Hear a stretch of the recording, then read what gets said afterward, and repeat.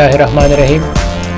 تاسو دوستانو د ام اس ایکسل د 14مې ویډیو ته په دې ویډیو کې به دوستانو مونږه خبرې کوو په بعضي فنکشنونو باندې په ام اس ایکسل کې چې ډېر مهم او ګټور فنکشنونه دي. راځم په دې باندې تاسو ته خبرې کوم چې آیا دغه کم فنکشن دي چې مونږ په ام اس ایکسل کې همیشه استعمالو او همیشه په هر ځای کې پکاريږي. نو دغه موږ سره یو کمانډ چې د تمنګه او ټو سم کمانډ ویل شو. په دې او ټو سم کمانډ کې د نه دوستانو یو څه فنکشنز هم نور شته دي چې تاسو دې ځکه کته شي لکه تاسو ګورئ دلته زموږ سره په او ټو سم کمانډ کې نمبر 1 سم فنکشن دی، ایوریج دی، کاونټ نمبرز، میکس او من فنکشن دی. په راتلونکي ویډیوګانو کې به دوستانو تاسو نور فنکشنونه هم په ډیټیل یا تفصیل سره زده کوئ. او دلته موږ خبره په یو 15 فنکشن باندې کوو چې په ام اس ایکسل کې زیات استعماليږي. نو دوستانو راځو دوستانو سٹارټ اخلو په او ټو سم کمانډ باندې چې کله تاسو کلیک وکړئ په دې کې نمبر 1 زموږ سره د سم فنکشن. سم فنکشن هغه فنکشن ته ویل شي چې د اعدادو د جمع کولو لپاره استعماليږي. لکه د مثال په ډول دلته زموږ سره ټیبل دی، زه په دې ټیبل کې یو څه اعداد دي او دغه جمع کول غواړم. نو دوستانو تاسو براشي تاسو ګورئ دا زموږ سره یو ټیبل دی. زه براشم دې ځکه دغه کم سیلری یا دغه معاش چې دی د څومره معاشونه چې دلته تاسو ګورئ زه به اوس دې ټوټل راوباسم.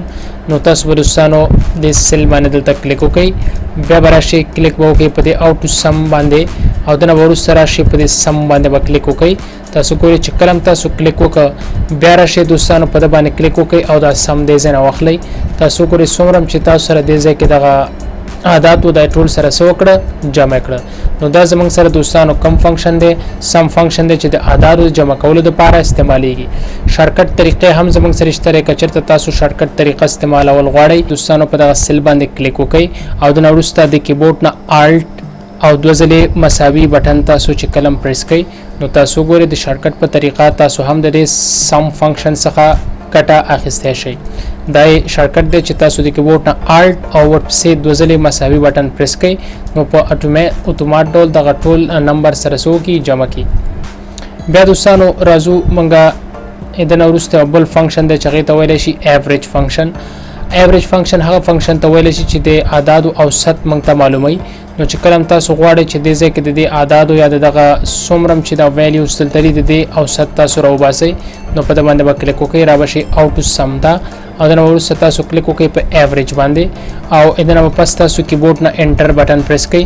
تاسو کو وخت دوستانو چې د ټولو اعداد او اوسط یا ایوریج سوک راويستو. نو دا د ایوریج د راويستلو طریقه وا چې تاسو د ځکه زده کړه په امدغه ډول کچته تاسو راشي وګورئ بل فنکشن ته.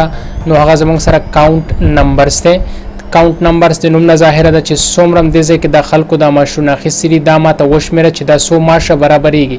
نو دوستانو تاسو باندې لپاره راشي دلته به کلیک وکړئ بیا براشي او ټو سم ته او د او ټو سم نه به روسانو تاسو کاونټ نمبرز باندې کلیک وکړئ او بیا د کیبورډ نه انټر بٹن پریس کړئ. تاسو ګورئ وای تاسو سره ټوټل ماشونه چې برابرېږي هغه 14 ماشه دي.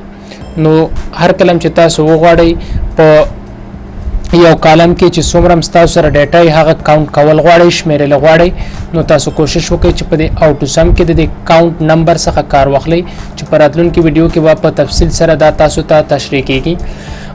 راځو دوستانو یو بل فنکشن ته چغې ته مونږه میکس فنکشن ویل شو، میکسیمم ورته ویل شو. میکس فنکشن هغه فنکشن ته ویل شي چې په یو کالم کې مونږ ته تر ټولو ستر یا تر ټولو غټ ماش راوباسي.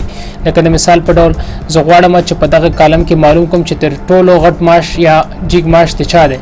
نو تاسو چې کلم راشي دلته کلیک وکړئ بیا راشي د او ټو سم باندې کلیک وکړئ او د نور څه تاسو راشي دوستانو میکس باندې کلیک وکړئ او بیا د کیبورډ نه انټر وهئ.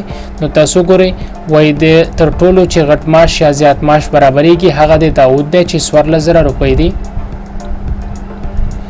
په دغه طریقه دوستانو که تاسو غواړئ چې په یو کالم کې تر ټولو جیګ ماش یا تر ټولو غټ ویلیو پیدا کړئ نو تاسو به د میکس فنکشن څخه کار اخلئ.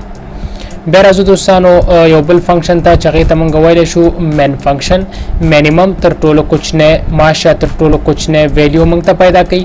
لکه د مثال په ډول که چېرته م زه راشم دلته کلیک وکړم او زه دا غواړم چې ته ماته دا وښیه چې په دغه کالم کې تر ټولو کم ماش د چا دی.